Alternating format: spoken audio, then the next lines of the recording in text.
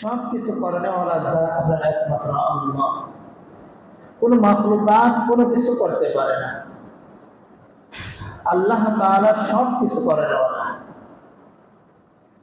ইজ্জতের মালিকও আল্লাহ, জিল্লতির মালিকও আল্লাহ। সম্মান দেনওয়ালা আল্লাহ, সম্মান আবার নিয়ে যান আল্লাহ।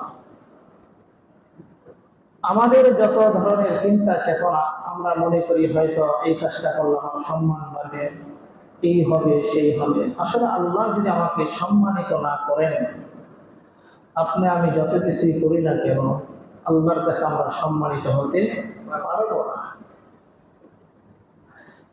আল্লাহ রাব্বুল আলামিন বলেন, দুনিয়ার মানুষ তোমাকে যতই সম্মান দেখ, কিন্তু আমার কাছে যদি তোমরা সম্মানিত হতে হয়, আমার কোরআনের পথে আসতে হবে। আল্লাহর কাছে যদি দামি মানুষ হতে হয়, কিসের পথে আসতে হবে? কোরআনের পথে আসতে হবে। আল্লাহ তাআলা আমাদেরকে অনেক বড় একটা নিয়ামত দান করেছেন। আমাদেরকে আল্লাহ তাআলা কোরআনুল কারীম আমাদেরকে দান করেছেন। রাসূলুল্লাহ সাল্লাল্লাহু আলাইহি ওয়াসাল্লামকে কোরআন রাসূলের উপর অবতীর্ণ করেছেন। গোটা বিশ্ববাসীকে আল্লাহ তাআলা বলে দিয়েছেন, কোন জাহান্নামী মানুষ যদি জান্নাতি মানুষ হতে হয়, তাহলে আমার এই কোরআনের পথে আসতে হবে। কোরআনের পথ ছাড়া আর কোনো পথ নাই। আপনি আমি যত কিছুই করি না কেন, যদি কোরআন আপনার আমার ভিতরে না থাকে, রাসূলের আদর্শ যদি আপনার আমার ভিতরে না থাকে, আমি দামি মানুষ হতে পারবো না। তাহলে কোরআনের জিন্দেগি শুধু মসজিদ পর্যন্ত ক্ষান্ত নয়।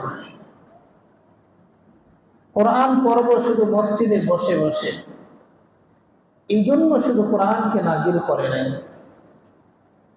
কোরআন এই জন্য নাজিল করে নাই যে শুধু মা মারা যাবে, বাবা মারা যাবে, ওই সময় মার সামনে বাবার সামনে বসে বসে কোরআন তেলাওয়াত করবে।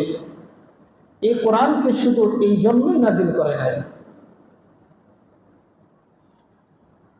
কোরআন শুধু এই জন্যই নাজিল করে নাই যে অসুস্থ ব্যক্তির সামনে বসে বসে কোরআন তেলাওয়াত করবে, কোরআনের হক আদায় হয়ে যাবে। বিষয়টা এমন নয়। কোরআনের জিন্দেগি আপনি আমি পরিচালিত করতে হবে।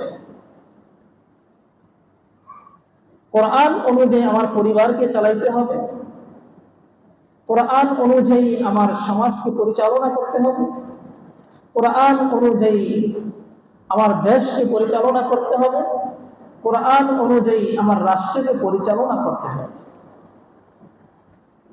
এই কোরআন শুধু নামাজ পড়ার জন্যই শুধু কোরআন নাজিল করে নেন। এই কোরআনকে নাজিল করেছেন আসমানের ভিতরে যেমন আল্লাহর হুকুম চলে, এই জমিনের ভিতরে ওই কোরআনের আইন চলে। কথা বলেন ঠিক কিনা? মানব রচিত কোনো আইন চলবে না। এই আসমানের নিচেও চলবে কোরআনের আইন।